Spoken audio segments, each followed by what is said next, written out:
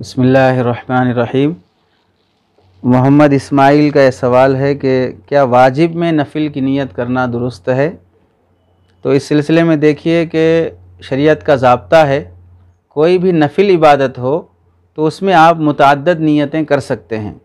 मसलन आपको गुस्ल करना है, गुस्ल जनाबत है, नापाक हो गए तो पाकी हासिल करने की नीयत कर रहे हैं। उसके साथ साथ ऐसा हुआ कि वो ईद का दिन था तो आपने ईद का गुस्ल जो सुन्नत है उसकी भी नीयत कर ली। ऐसे ही बिल इत्तेफाक वो जुमा का भी दिन था तो आपने जुमा की भी नीयत कर ली। तो पाकी की भी नीयत है, ईद की तहारत की भी नीयत है, जुमा के गुस्ल की भी नीयत है। या नहीं तो आप नापाकी का गुस्ल करना चाह रहे हैं, वही जुमा का भी दिन है तो आप जुमा का भी गुस्ल की नीयत कर रहे हैं, सुन्नत गुस्ल की। तो इस तरह दो नीयतें जमा कर रहे हैं तो फिर इसकी इजाज़त है, मना नहीं है, कर सकते हैं। ऐसे ही आप मस्जिद में दाखिल हुए, तहियतुल वज़ू पढ़े, तहियतुल मस्जिद पढ़े और चाश का वक्त था तो चाश की नीयत कर लिए। तो 2 रकात पढ़ रहे हैं लेकिन उसी में तहियतुल वज़ू, तहियतुल मस्जिद और इशराक़ का या चाश की इस तरह की नीयत कर रहे हैं तो ये भी दुरुस्त है।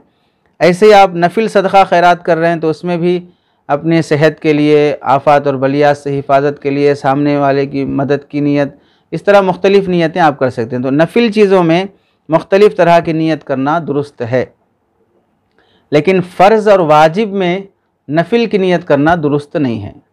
फ़र्ज़ और वाजिब हमारे ज़िम्मे लाजिम है, नफिल एक ज़ायद इबादत को कहते हैं। तो फ़र्ज़ और नफल ये दोनों में बहुत बड़ा फ़र्क है। जैसे मसलन आप किसी के 10 लाख रुपए आपके ज़िम्मे कर्ज़ा है और आपने उसने आपको बहुत टाइम दिया है तो आप अपनी तरफ से खुशी से बढ़ा कर कुछ पैसे उसे 50,000 लाख रुपए ज़ायद करके देते हैं अपनी तरफ से खुशी से, बिला मुतालबे के। तो ऐसी सूरत में ज़ाहिर सी बात है कि आप इसमें एहसानमंद नहीं हैं, आप सामने वाले के अखलाक की रियायत कर रहे हैं।